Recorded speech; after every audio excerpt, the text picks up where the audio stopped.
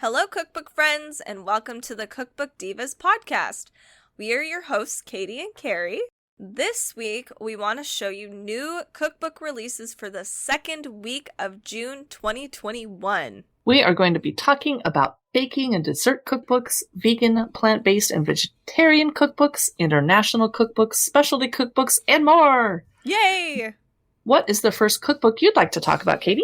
I am briefly going to talk about this one beverage cookbook, and it's only because I am a coffee fiend. It is the Little Book of Coffee, no filter. It comes out June 15. It's by Orange Hippo, and it is just really cute. So you learn about all the different coffees from a global and cultural perspective.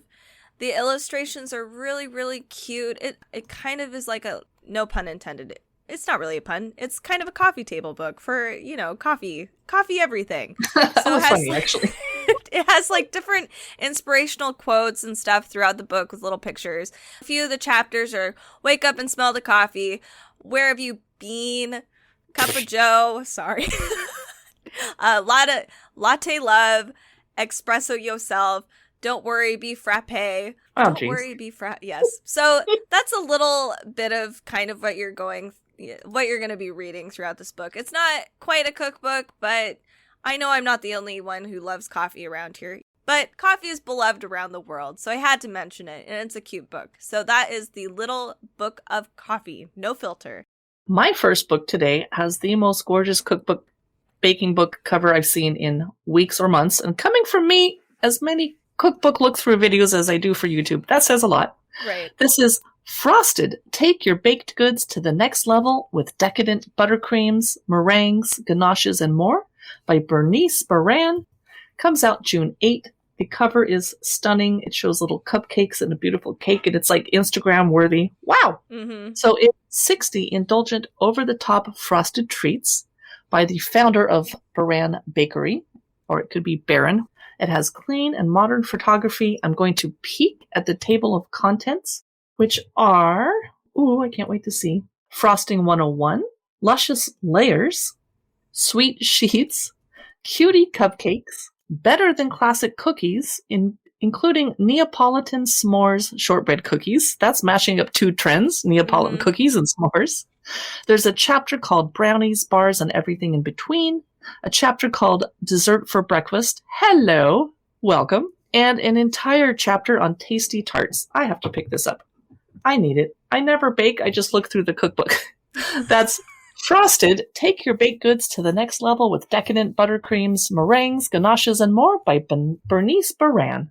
You're probably going to need this cookbook too, and because this is so visually stunning, I have Peggy Porschen's A Year in Cake, seasonal recipes and dreamy style secrets from the prettiest bakery in the world. Oh, Peggy always has beautiful cookbooks. Oh my gosh. Yes, it is pink. It comes out June 8th. It is so pink and glorious and beautiful. We all know who Peggy is, but here's a few of the table of contents, and I secretly kind of really love Valentine's Day. So there's a whole chapter on Valentine's Day. I really like it. So she has the pursuit of prettiness, Valentine's Day, Spring and Easter, Sweet Summer, Autumn and Halloween, which again, awesome. There's a whole chapter on that. Yeah. Winter and Christmas, and then she goes to the basics. So photographs are just phenomenal. One of the ones that I was drawn into were these floral hoop cookies, because they actually look like these beautiful pink. I would see them and they look like Easter wreaths to me a little bit. Oh my gosh. Because they're just so stunning. And then when you zoom in on the picture, you're just like, oh my goodness, I can't believe that's a cookie. They're just, they're pretty. That sounds like a lot of work with a pastry bag. Ouch. That sounds painful. I think it's mostly the edible flowers makes it that beautiful, because it's a pretty simple cookie. And then freeze-dried raspberries to kind of give you a little more texture. Super beautiful. She also has a recipe for like cherry chocolate chip cupcakes. Oh, yum. Yeah. I love anything with cherry in a dessert. I actually do too. You could probably get me to eat squash more often if you'd make butternut squash and then put cherries in it. Ooh, I'm going to trick you then. Another one that she has in here is a berries and elderflower cake. Super pretty. This is just a really cool cookbook. And again, like you probably could tell with the contents that it was all seasonal. So I like that because it makes it easier to kind of go through different desserts because I know certain desserts pop up more often in certain seasons. Yeah, so, you don't see a lot of peppermint in summer. Exactly. So I really like this. This is a really cool book. It's visually stunning. It's just really fun. And the recipes are not actually that difficult. And they look elegant. Very, very beautiful. So that is Peggy Porschen's A Year in Cake. My next book is also a baking book. It is French Pastry Made Simple, Foolproof Recipes for Éclairs, Tarts, Macarons, and More by Molly Wilkinson. Comes out June 8.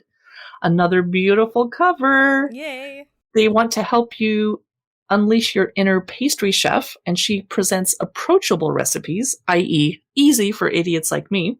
And supposedly, she teaches you how to make a 30-minute puff pastry. Now, if it only took 30 minutes to make puff pastry, I might stop relying on crap I get at the store and it's in the freezer and I'm defrosting it and trying to use it, etc. Mm-hmm. That sounds awesome. Yeah. Some of the classics she presents are the Frenchman's Chocolate Mousse, and I love chocolate mousse, profiteroles, which I don't personally care for, classic millefeuilles, learn to assemble exquisite showstoppers such as a croquembouche, which I attempted one time and I really should have sent a picture to the Nailed It show. I would have been a contestant immediately. Oh, that would have been fun. I ate, the pieces that fell off of the lack of a tower. The other recipe I would be tempted by is caramel mousse tartlets. Oh. Love it. Let me take a peek at the table of contents since we're sitting here in agony. This is, again, French Pastry Made Simple by Molly Wilkinson. She starts off with what every home pastry chef needs to know before beginning. And then the pâté sucré, the only tart dough you need. Crème pâtisserie, a scrumptious custard filling. Ganache au chocolat sauce, a filling and a standalone treat. Crème au citron, a no-fuss lemon curd, and then recipes that are featuring it. Pâté à choux, the multi-purpose dough, and then recipes that follow that. A genoise, a joconde rolled or layered sponge cake, light as a feather mousse. Oh my goodness, it keeps going and going. Crisp or gooey caramel and meringue sugar clouds. Oh. So that is French Pastry Made Simple by Molly Wilkinson. You made all of those French words sound so beautiful. I'm glad that you had that book, not me. So I'm taking the American Cake Cookbook from Colonial Gingerbread to Classic Layer, the stories and recipes behind more than 125 of our best loved cakes. It's not just cakes, we also go into frostings. This is by Anne Byrne. This is coming out June 15th. Is it a reprint, though? Because I think I own an American Cake book, and if she's updated it, I will buy it again. I think it is. So one of the hardcover came out in 2016, so this is definitely, this is a new one. Wow.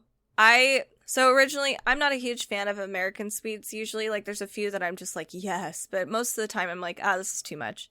Too sugary or too rich or... Yeah, it's too sugary for me, and everything's so reliant on gluten. But, oh man, this is so fascinating. Each chapter, it's a chronological order. So we've got chapter 1, it's from the 1650s to 1799, so baking cakes from early America. Over a fire, by the way. Oh my... Which she doesn't make us do. We can use our modern home kitchen appliances, luckily. That's insane. And then it, every chapter moves on a few years, a few decades, and it's just... And then it goes, the last chapter is 2000 to the present time. And wow, there are cakes in here I've never, ever heard of in my life. So Mary Lincoln's White Almond Cake is an example of that. And it looks so easy, but really pretty, too. And actually, I would probably enjoy it because it doesn't seem like it has a lot of sugar, which I think more newer desserts are so reliant on sugar. So I'm wondering if I'd enjoy this more. So she also provides a cowboy cake. Is it made out of real cowboys? Sorry. That's why we don't serve it anymore. We have no more cowboys. A shoe fly pie. I was like, what is that? Because shoe fly is never a good thing. But, it does actually sound fairly good. It almost sounds like a not pumpkin pie. Like it doesn't have pumpkin in it, but it has all the spices you would need in a pumpkin pie. I think it's one of those southern recipes where everyone's grandma does it quite a little bit of a different way and calls it shoe fly pie. Okay. Just a lot of crazy cool things in here. And you're learning and baking. I love that. It's so cool. So this is American Cake, from Colonial Gingerbread to Classic Layer, the stories and recipes behind more than 125 of our best loved cakes. Next up, we have 3 plant-based vegan and vegetarian cookbooks. I'm going to start things off with the Planet Friendly Kitchen. It comes out June 15. It's by Karen Edwards. It's a gift book that sets out in a clear and simple way what makes certain foods more or less environmentally friendly in terms of water, land, and energy use. So I'm guessing, without looking through, she's going to talk about why we're growing almonds in California. Guess. We know that our planet's resources are stretched to the limits. We know that without significant changes to our diets and our shopping habits, nature will continue to suffer.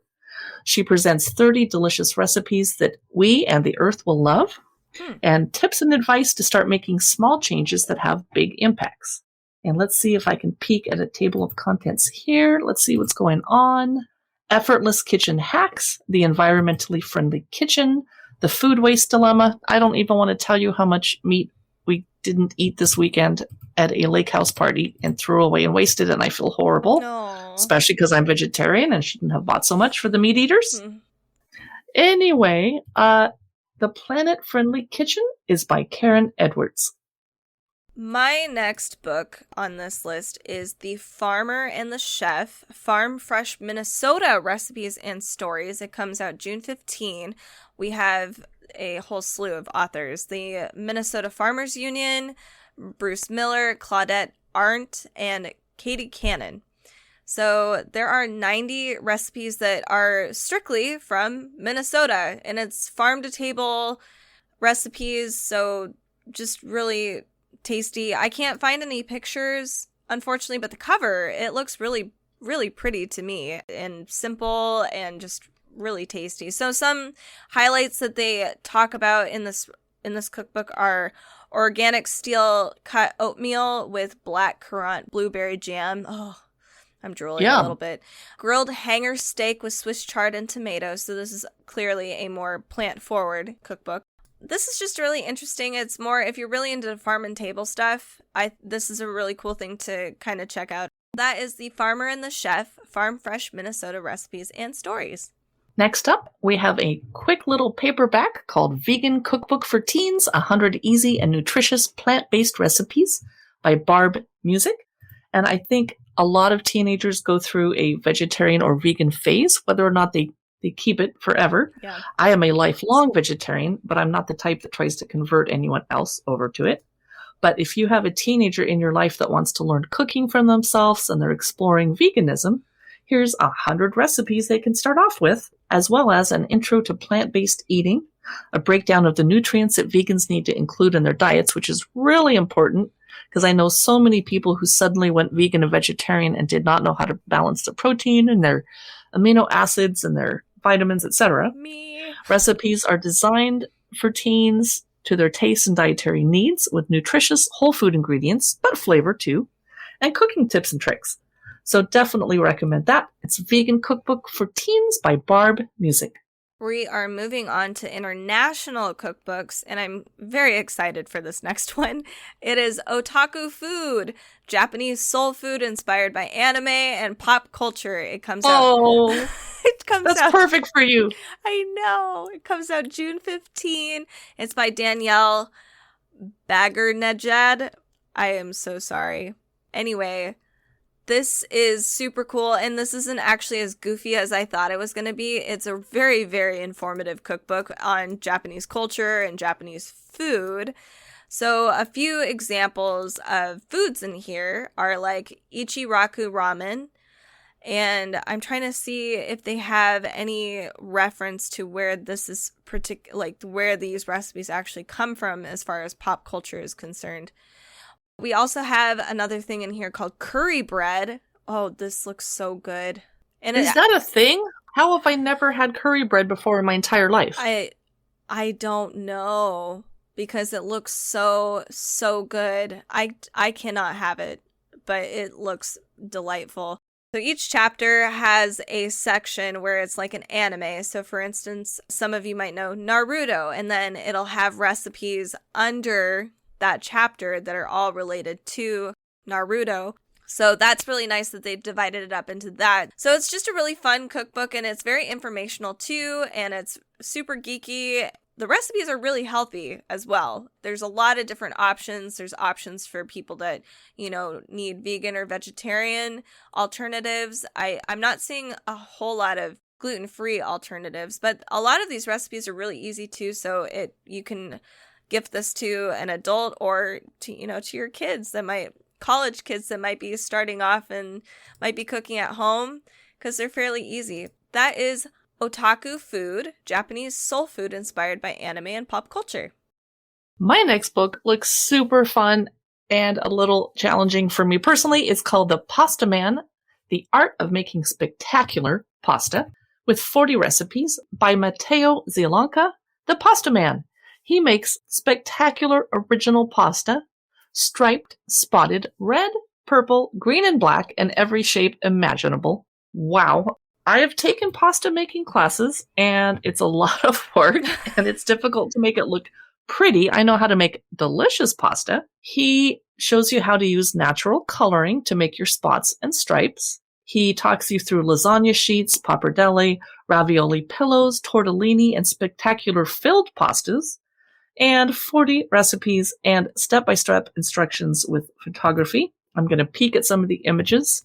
Yeah, striped pasta, interesting shapes. I do have a KitchenAid stand mixer, with a pasta attachment, so I have no excuse.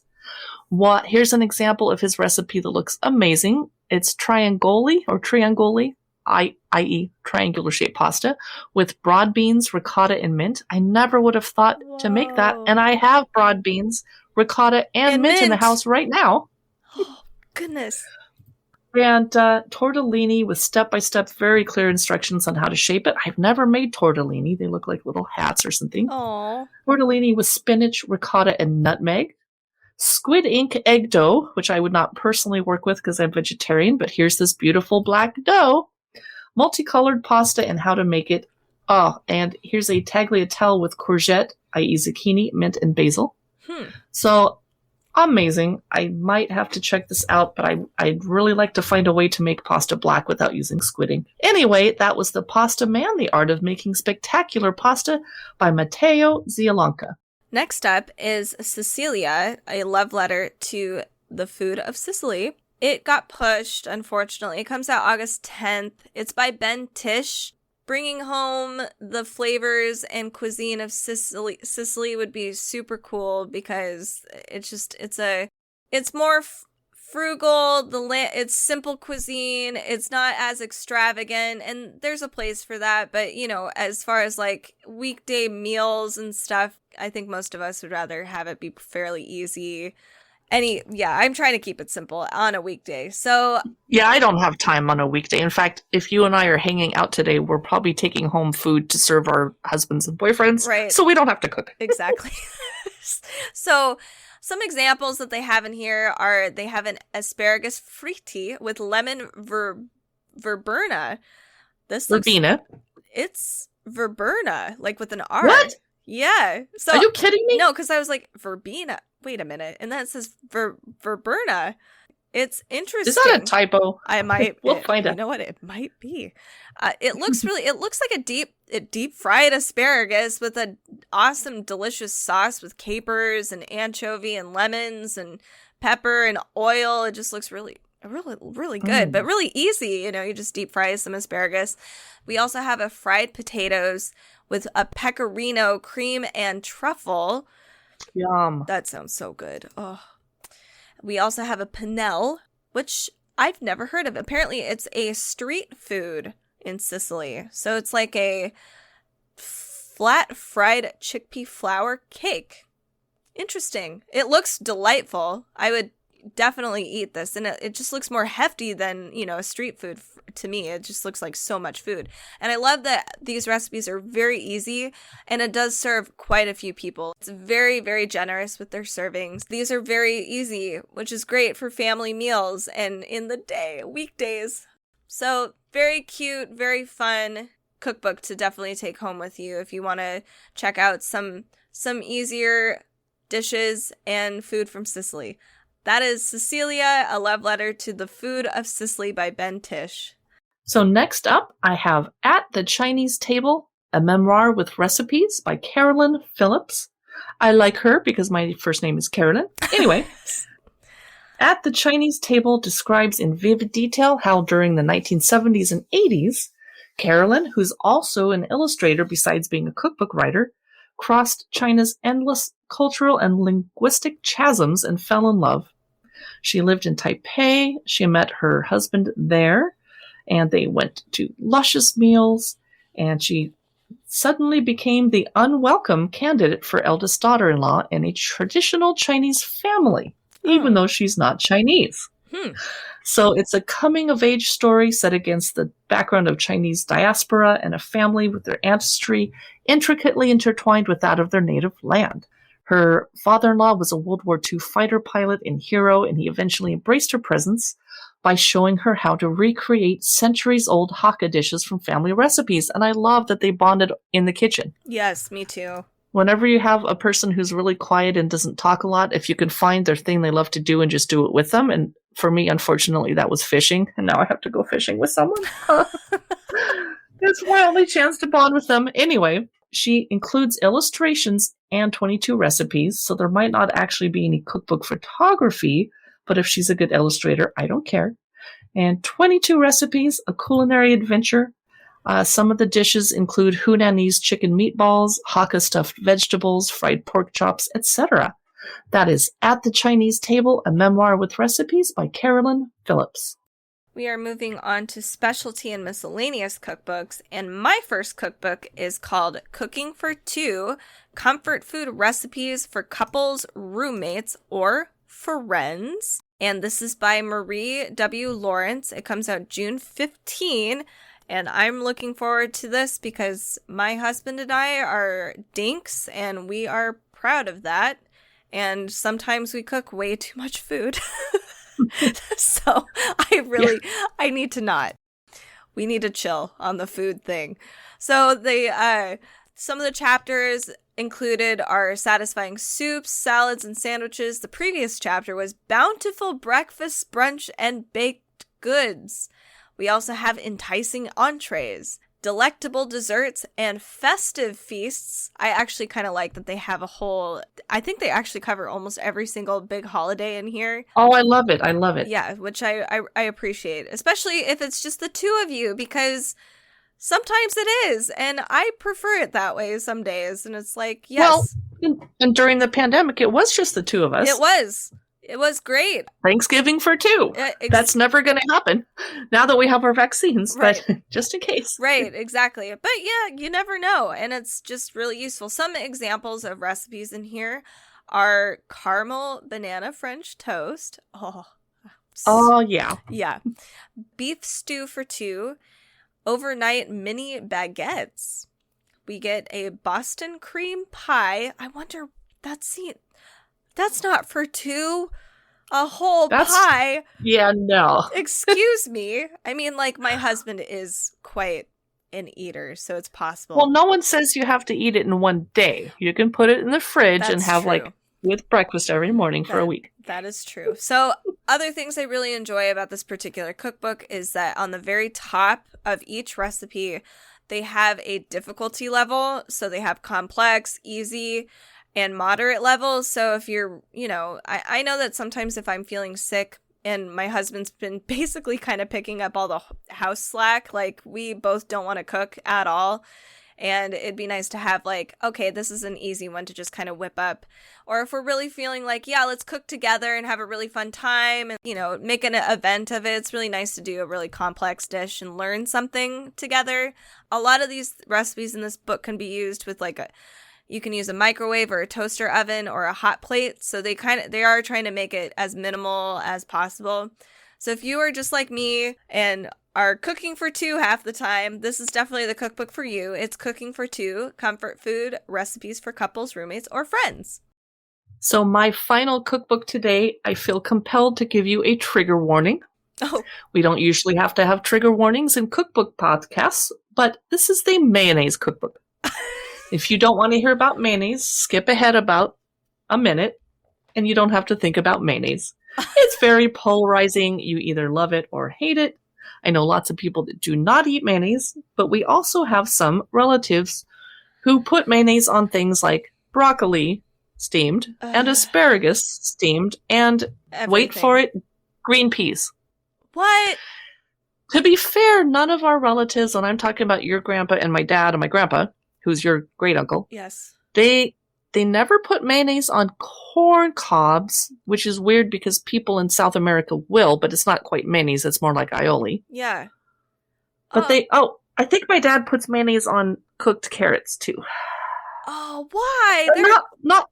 Well, they don't. It's not like they take a glob of mayonnaise and stir it into the bowl. They squeeze it on top with like a squeeze bottle. Oh my. This is why we needed a trigger warning, because I'm around it and I still can't. And I actually like mayonnaise and I can't handle it. This could be why a lot of our relatives died at age 74 of heart attacks. Right. But your grandpa and your dad and my dad are still alive, so. Yes. Oh my God. This is the Mayonnaise Cookbook, 50 Savory and Sweet Recipes Starring the World's Best Condiment by Erin Isaac. Comes out June 15.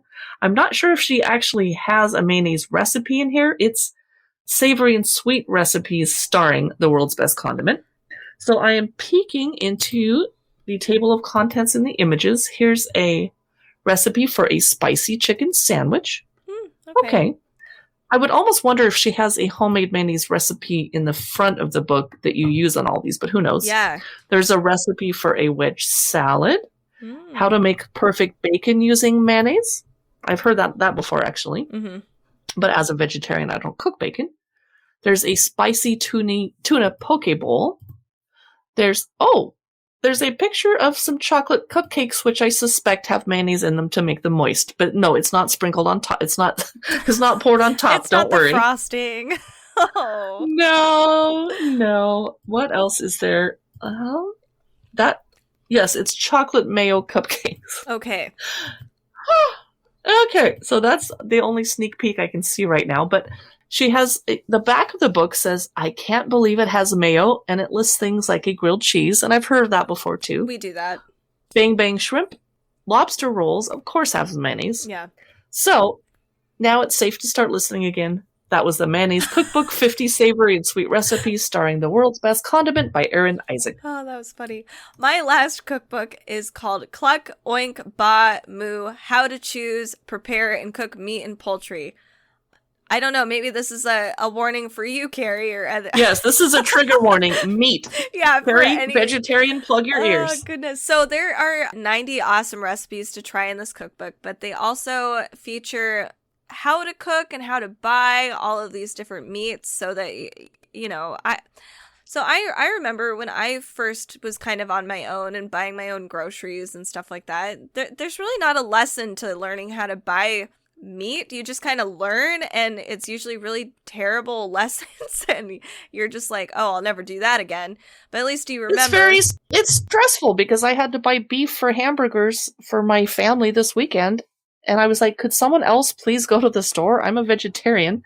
And then I get there and I ask the lady next to me, I'm like, I'm sorry, I'm a lifelong vegetarian. What do I buy for hamburgers? And she looked at me weird and walked away. Oh my goodness, she didn't even help? Well, excuse me, jeez. Oh my God. Yeah, so, I understand. And even as somebody that grew up with meat, I still didn't really know how to approach it. Even, cooking it. It took me a really long time to understand even how to grill a chicken breast, which is fairly basic now.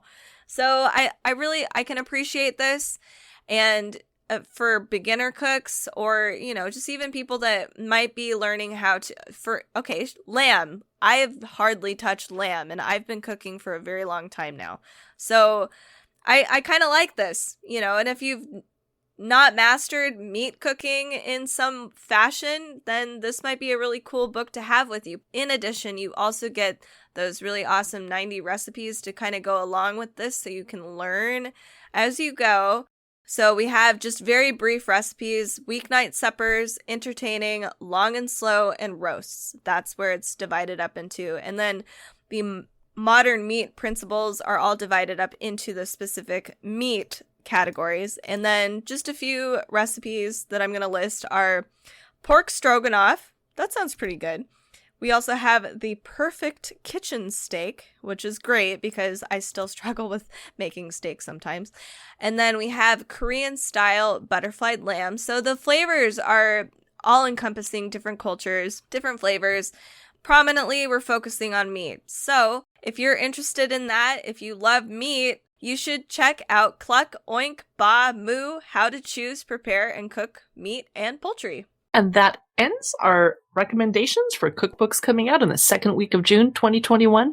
Thanks so much for listening and for being cookbook addicts with us.